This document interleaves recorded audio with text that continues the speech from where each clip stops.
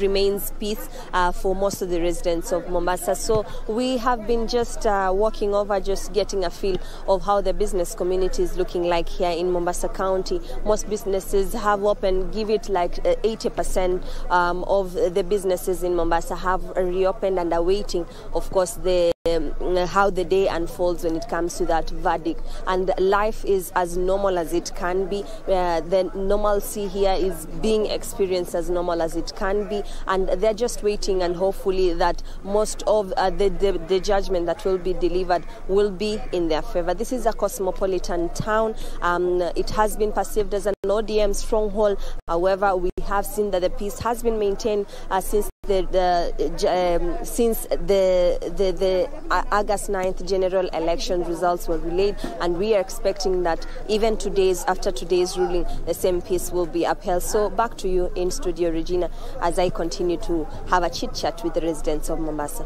Thank you very much, Junaid, there, just giving us a brief in regard to what is happening down in County 001. The Kenyans are even imploring on their brothers and sisters to continue maintaining peace, a peace that we have witnessed since August 15th there, when we had Wafula Chebukati, the IBC chair, actually pronounce, or rather make the declaration that made that William Samoei Ruto is president-elect. Now we cross over to County 027 in Uasin Gishu, precisely Eldoret, where you can see on our screens there, that's our reporter Timothy Kipnusu, who is ready to bring us up to speed with what is happening in Eldoret. Good morning, Timothy. How are things down in Eldoret?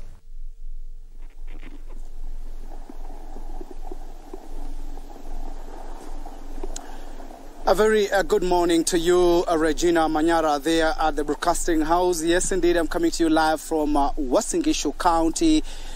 This is the home county of the Deputy President, the President-elect William Samoei Arap Ruto, and we have been traversing a number of places here in Eldoret, and generally the area is calm, but a number of residents are waiting with bated breath to understand what will be the verdict from the seven-judge bench. Remember that 349,863 residents of Uasin Gishu went to the ballot to elect their leaders, and William Samoei Arap Ruto garnered 272,868 votes, with his closest competitor Raila Amolo Odinga getting 76,009 votes among the 506,138 registered voters from Uasin Gishu County. And generally, they are just waiting to get to understand what will be the verdict. A number of them say that whatever the judgment that will be given by the IBC,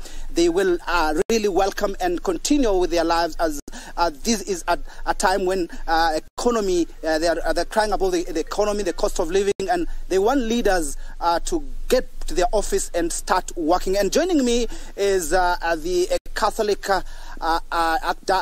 Bishop Dominic Kimingich, and I understand they had a meeting with the spiritual leaders, perhaps to give a message to Kenyans about just embracing peace. Many thanks indeed for joining us, Bishop. What is your assessment of the seventh-judge bench and how things are panning out?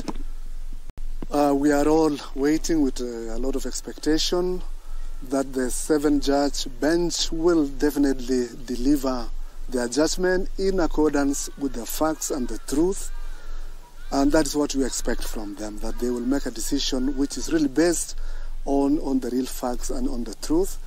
And this is also what our people are expecting, because that's the only way in which people will be able also to accept whatever judgment they will make, and they will want to move forward with their lives. So we are waiting eagerly for that judgment, and as you have mentioned here in Uasin Gishu, the people really are waiting eagerly, because they want to hear that decision and be able to continue with their lives.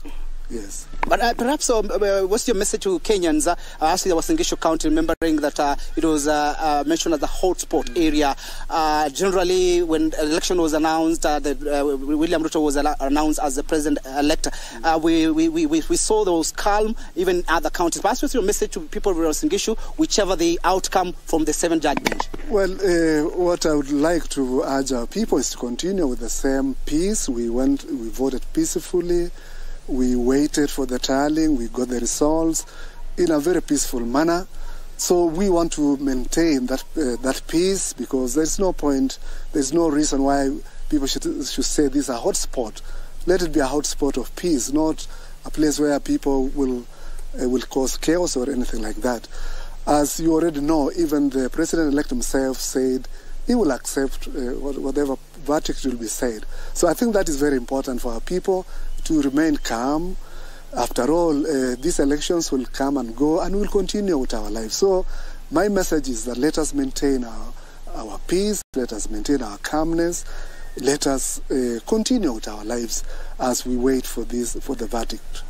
Yes. Perhaps your message to the Independent Electoral and Boundaries Commission, because anytime we go to the election, we always have a number of leaders poking holes on the electoral process. What is your message to the IEBC, and of course being an independent body that conducts election in Kenya? Well, being an independent body, I believe IECB tried to do their best. Of course, just like any other institution, any other body, there's nobody who is perfect. And also using all these, even you rely on so many other people, they rely on technology. So definitely there could be some mistakes here and there. But as an independent body, we have to respect IECB. And if there are reasons, major reasons why maybe they didn't do their work, then that should be looked at. But